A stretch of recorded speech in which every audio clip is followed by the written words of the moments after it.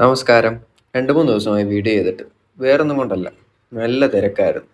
ക്ഷേത്രത്തിലെ വാർഷികവും പൊങ്കാലയും എല്ലാം കൂടി ഇന്ന് കഴിഞ്ഞതേ ഉള്ളൂ. വാർഷികത്തിന് ഉപദേവന്മാർക്കെല്ലാം നവകവും അയ്യപ്പന് 25 കലശവുമാണ് പതിവ്. കൂടാതെ ഉദയാസ്തമന പൂജയും. ഉപദേവന്മാരുടെയും അയ്യപ്പൻ്റെയും കലശം ആടിക്കഴിഞ്ഞ് ഉച്ചപൂജയുടെ ദീപാരാധനയാണ് നിങ്ങൾ ഈ കാണുന്നത്. എല്ലാവർക്കും പ്രസാദവും കൊടുത്ത് ദക്ഷിണയും വാങ്ങി അമ്പലവും അടച്ചു. ഇതുവരെ നിങ്ങൾ കണ്ടത് ഇന്നലത്തേതാണ്.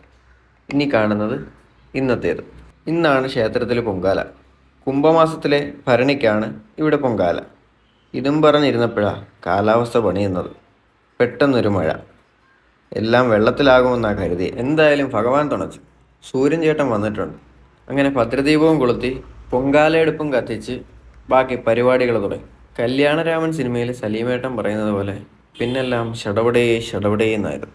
മേളത്തിൽ മുഴുകി നിന്ന് ഇളക്കിയതുണ്ടാവും പായസം കുളമായിട്ടില്ല. ഏകദേശം എല്ലാവരുടെയും പായസം തിളച്ചിട്ടുണ്ട്. ഇനിയിപ്പോൾ നമുക്ക് തളിക്കാൻ പോവാം. കാണുമ്പോൾ വളരെ എളുപ്പമാണെന്ന് തോന്നിയാലും നല്ല കഷ്ടപ്പാട് തന്നെയായിരുന്നു. വിളക്കും കർപ്പൂരം എല്ലാം നോക്കി നടക്കണം, ഇല്ലെങ്കിൽ കാലിന് പണി കിട്ടും. ഇതും കഴിഞ്ഞ് നടയടച്ച് ഇവിടെ ഇന്ന് ഭക്ഷണമുണ്ട്. അതും കഴിച്ച് ഇനി റൂമിൽ പോവാം. ബായ്.